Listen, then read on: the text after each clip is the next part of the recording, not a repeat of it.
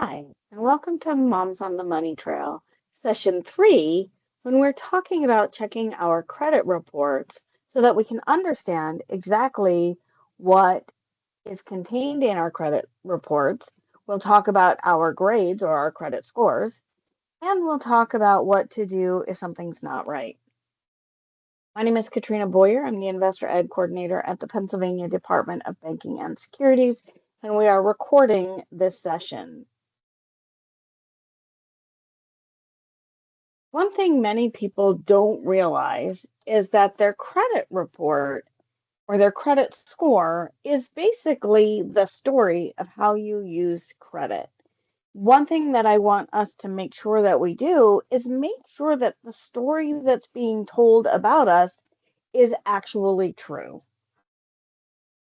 Our credit score is our report card for our credit report. So we want to make sure that everything in the report is accurate because the score comes from that information. It's kind of broken down by subjects or categories. And the first thing that we need to make sure that is correct is the payment history. 35% of our credit score is going to be based on the payment history. So as long as you make your payments on time every time, that portion of your grade is going to be good. 30% is based on the amount that we owe. So it's a calculation that looks at how much credit we have available to us, as well as how much we're using. So credit utilization.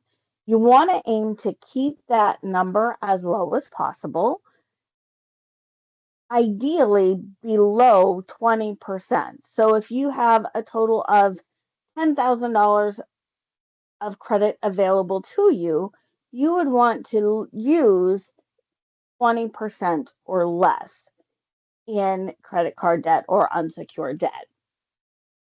10% of our score is based on new credit.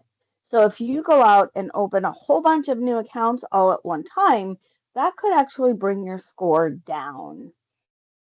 15% of our score is based upon how long we've had credit.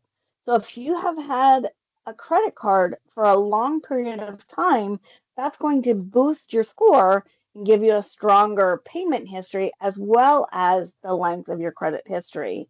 And then 10% of our credit score is going to be based on the mix of credit.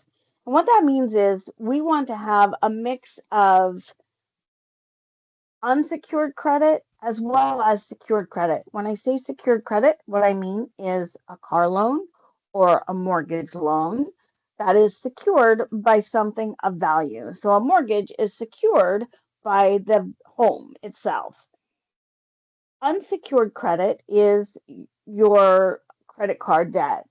And what that means is basically it is not secured by any specific item that is a value. So, if we look at our credit score from that perspective, it's important for us to ensure that the information on our credit report is accurate.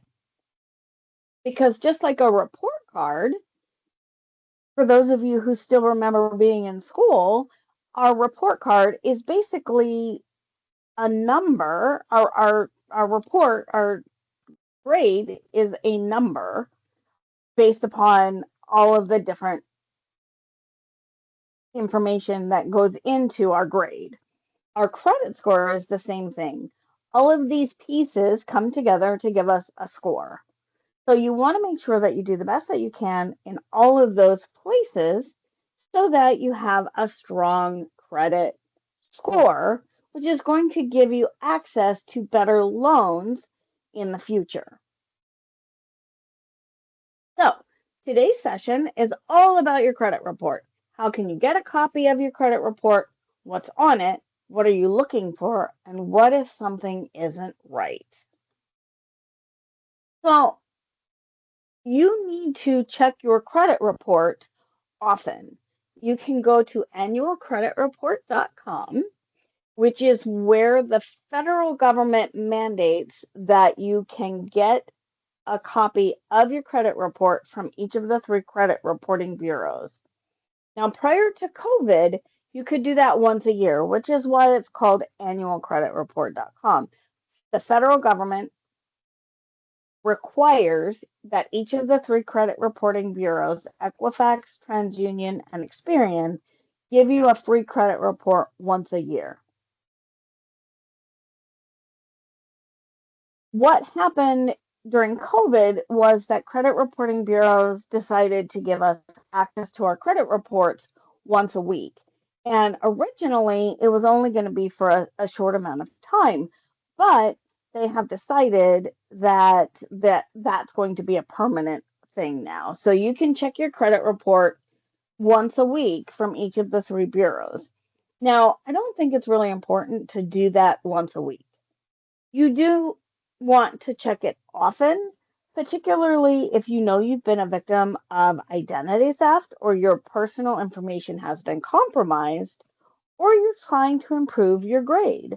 Because by checking to make sure that everything is progressing the way it should, you can ensure that the information that's there gives an accurate picture or tells the right story about you. So you can check it once a week. I don't think it's quite that necessary, but once a month isn't a bad idea, or quarterly. If you're not comfortable using the internet, you can download a form and you can complete the form and send it in and have the annualcreditreport.com will send you copies of your credit report. I have this document as a PDF and I can send it if you would like me to do that. Just send me an email at the end of today's program and I'll be sure that you get that document. So once you've pulled your credit report, you might be surprised at how much information is available. So when you're looking at it, you want to make sure that all of the personal information about you that's listed is correct. That's going to include your name, any addresses that you've ever lived at. It will include telephone numbers that you used, and it might even list employers. The last time I pulled my credit report, I was actually really surprised to see the telephone number that I had as a child was still listed. So I was able to check all of the addresses and all of the information. And what I actually found when I was checking that personal information was that there were an address and a telephone number that did not belong to me. Now that threw up a red flag for me, and I was able to report that to the Credit Reporting Bureau, and they took care of it. And we'll talk about that in a couple of slides. But you want to make sure that all of the information that's listed about you is correct. And then you want to look at existing credit limits and balances on the accounts that are yours.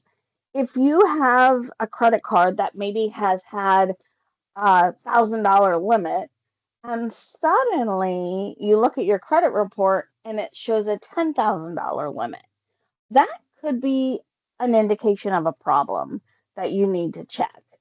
Or maybe you have a credit card that you don't use very often, or you know you had a balance of $500 and suddenly this credit card shows a balance of several $1,000s. Again, those are indications that someone may have gotten a hold of those credit cards and used them without your knowledge. And those are also red flags that you need to be aware of. And if that is what you find on your credit report, you're going to want to make sure that you report that right away because you don't want to continue, if that's an identity theft issue, you don't want that to continue to get any worse. And then the third thing that you want to do is you want to look for accounts that may not be yours. The reality is that new accounts in a victim's name are currently the #2 form of identity theft in the United States. That's a huge issue that we need to be aware of. So finding an account that is not yours, again, is that big red flag that we need to be aware of. Now, according to CNBC from 2021, more than 33% of us have at least one mistake on our credit report.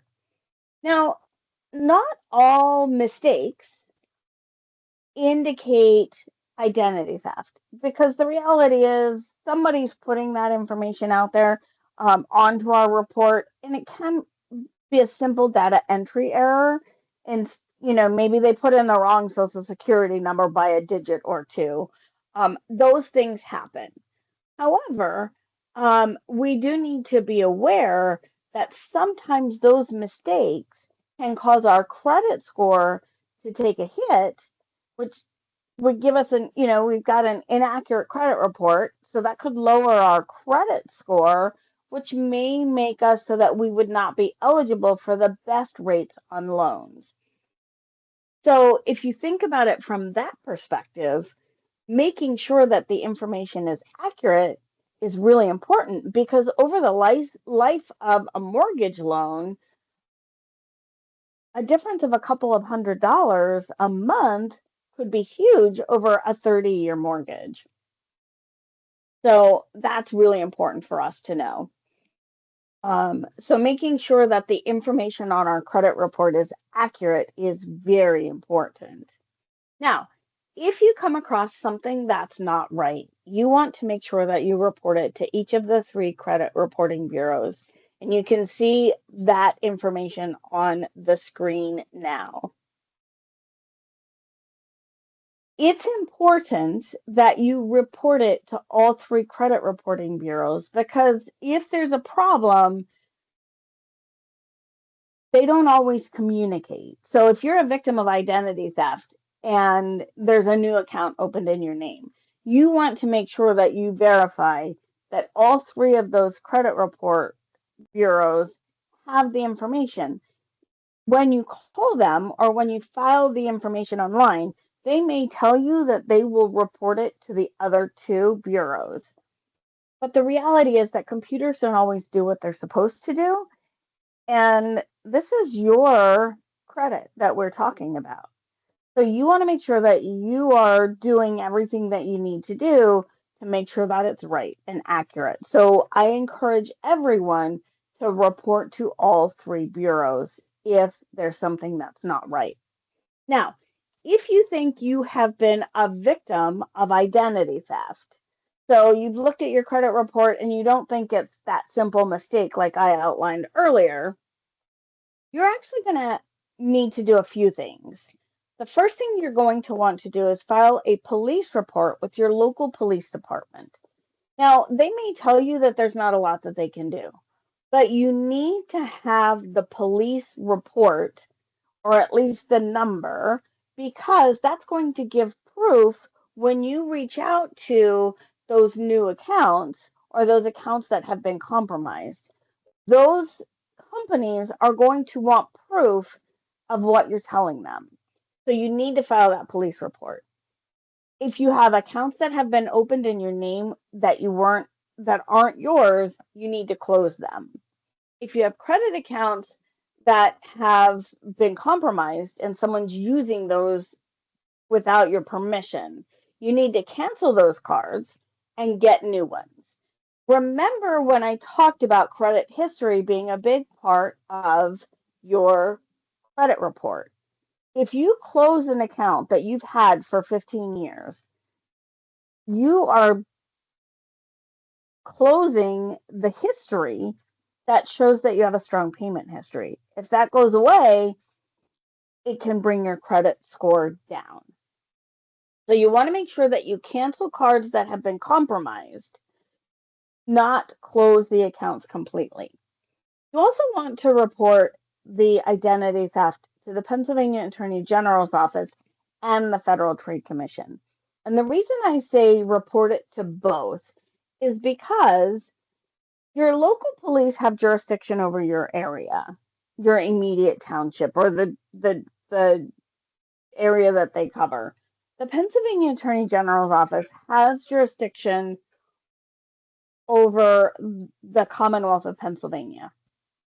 The Federal Trade Commission has jurisdiction over the whole United States. The problem that we see is that they don't all know what's happening in other jurisdictions. So making sure that you report to each of those areas is really important so that law enforcement can know exactly what's happening so that if they see a trend, they can start to investigate. The reality is, one person becoming a victim of identity theft can be a challenge to investigate. But if there are 15 or 20 people in a certain area that all have kind of the same issues, law enforcement can see those trends and they can start to put the pieces together.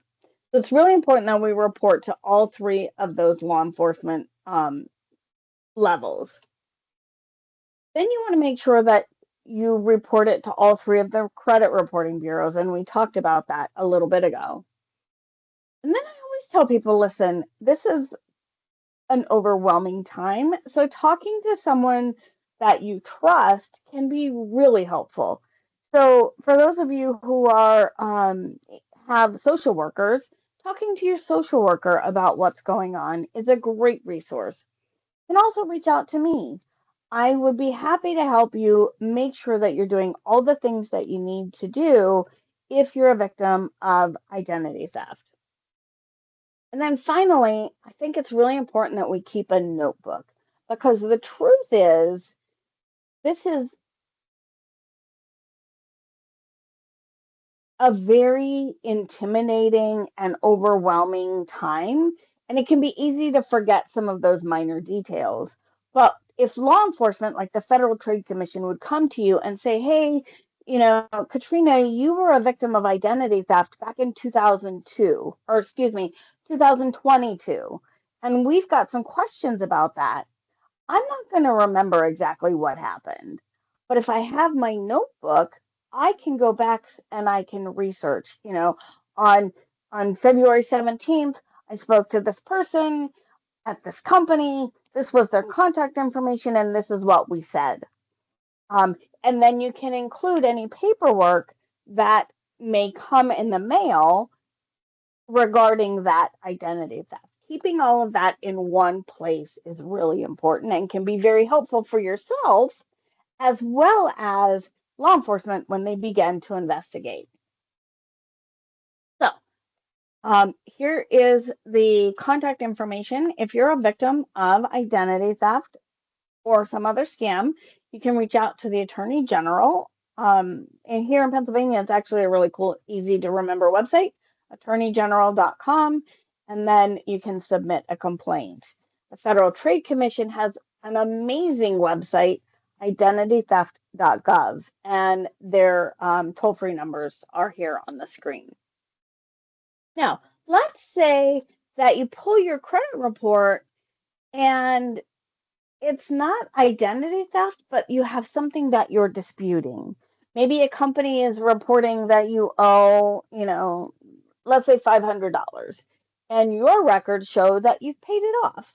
You're going to want to file a dispute with with the credit reporting bureau.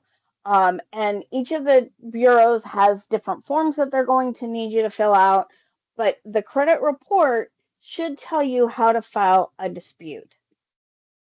When you file that dispute, you're going to make sure that you provide all of the information that they need in order to investigate. So that includes providing your personally identifying information. You're sending this to the company that you know is correct. So it's okay for you to include your full name, including any middle initials or suffixes. It's okay to include your social security number, your date of birth, current addresses, and any addresses that maybe aren't right. And then you need to outline what you're disputing. If there's an account that's not yours, you need to outline. I never had an account with ABC, credit card company. I never had a car loan with this car lender. Um, and then tell them what's correct. If you did have a loan, maybe you paid it off 2 years ago and it's still showing as outstanding. Explaining what should be there goes a long way in helping with um, making your point and explaining exactly what was going on.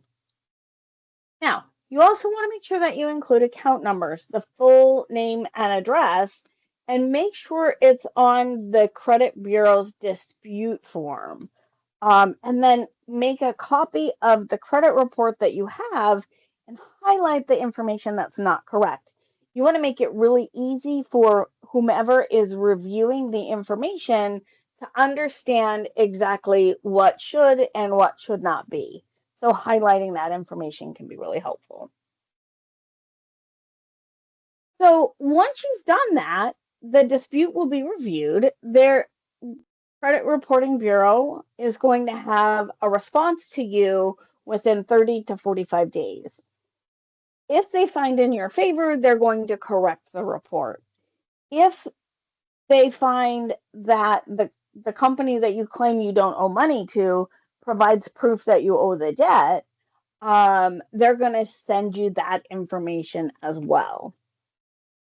Now, if you continue to disagree, or perhaps you're behind because it's a medical reason, or whatever isn't resolved, you have the right to to to put a statement of dispute that is included on your credit report. So maybe you don't have the money to pay because of a medical reason, or perhaps you still don't believe you owe that debt and the company insists that you do. You can actually include a statement that says, this account was never mine. Or maybe it was opened, without your permission, and you can't get it to go away. Um, Putting that dispute notice on your credit report will allow the creditor who's considering giving you credit, or the insurance company who's considering what your rates are going to be, it will give them your side of the story, which is really important. Now, the reality is that identities can be stolen before we're legally old enough to have credit. And that's something that a lot of people don't realize. So I have a lot of people that say to me, Katrina, I'm 17 years old. There's no way I could have been a victim of identity theft. The reality is that is absolutely not true. More than 50% of young people um, end up being victims of identity theft. In 2017, more than 1.2 million people were victims of identity theft that was committed by someone that they knew. So couple that with half of minors ending up being victims of identity theft. That's a huge burden that we need to be aware of. Because the reality is that sometimes family members or people that care about us will take a child's identity to establish utilities or open credit accounts or start fresh with a new credit with a credit company that they've had before. And I have met more than one participant of Moms on the Money Trail whose parents stole their identity to get a utility established or to qualify for cell phone service. That's something that we need to be aware of. And if that is you, those steps that I talked about, reporting identity theft is what you have to do. So, you need to dispute the credit report and you need to file that police report and do those things in order for you to have an accurate reporting of your credit use. So that's something that we have to do. It's not always easy, but it's something that we do have to do. So One of the questions that I often get, especially from young people or people who are just really getting started on their financial journey, is what can I do to get a better grade? Well, hopefully you remember um, that pie graph that I showed earlier. We need to pay our bills on time. That's a big percentage of our grade, is making sure that our payment history is solid and it's lengthy. So we want to pay down bills credit cards that have higher balances, lowering the amount that we are utilizing that's available to us is going to help increase our credit score. If you don't need credit, don't apply for credit. Oftentimes you might get, an offer that maybe if you open this credit card account through this airlines, you're going to get a whole bunch of bonus travel points. The reality is if you don't need credit, opening new credit can lower your credit score if you're not careful. So having some credit card, unsecured credit can be very helpful. It can help build your credit score. But if you open a bunch of new accounts, that actually can bring your score down. And then, kind of like I talked about earlier, those accounts that you've had for a long time, make sure that you keep them because, again, 30% of your credit report, your credit score is how long you've had credit. So if you close accounts that you've had for a really long time, you're you're negating a lot of that history. So that's really important for us to keep in mind. Now, I would be remiss if I didn't go into talking about freezing our credit report. If you recall, two, the number two form of identity theft in the United States right now is new credit in a victim's name. What that means is someone takes your information and opens an account without your permission.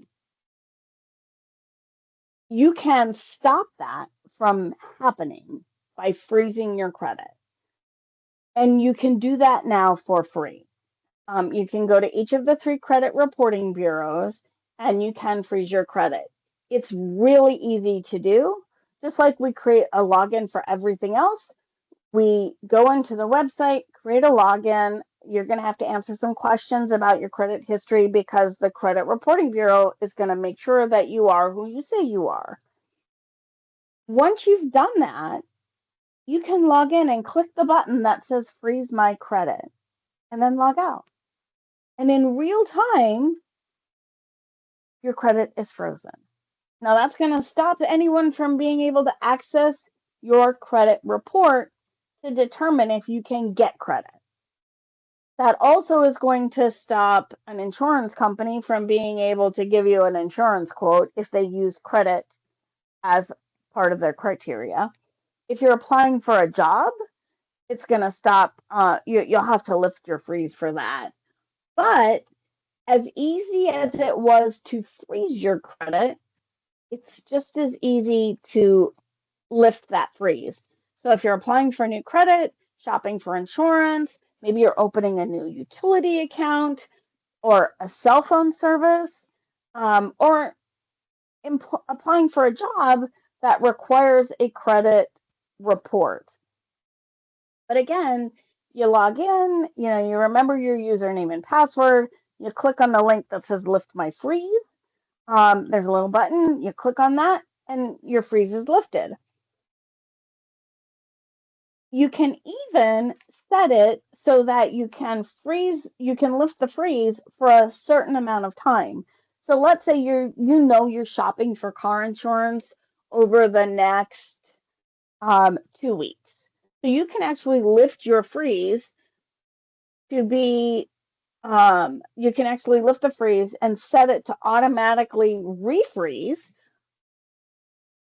on a certain date. So if you want it to be for 2 weeks, you would set it for, 10, 21, 24. It's super simple to do. Click the button and, log out and you're done. But that's a great way to ensure that someone cannot open an account in your name unless you're the one who's doing it. Now, understand that that's not going to impact any credit that you already have. So if you have a credit card, you can continue to use that. If you have a car loan, you can continue to make your car payments. It only impacts new credit. Now, if you have a credit card and you want an increase in your limit, because you already have a relationship with that company, you're going to be able to ask for that increase because they have a relationship with you. They'll be able to see your credit report because of the existing relationship. So, those are some things that you need to be aware of when it comes to your credit report. That does conclude our formal presentation. So I am going to stop our recording now, and then we're going to go into our discussion questions. For those of you who are watching the recorded version, you should have received your quiz by email. Make sure you answer the 2 quiz questions and at least 2 of the 3 discussion questions in order to get credit for participation in session 3. Thank you so much for your time. I will stop our recording now, and then we'll get to our discussion questions.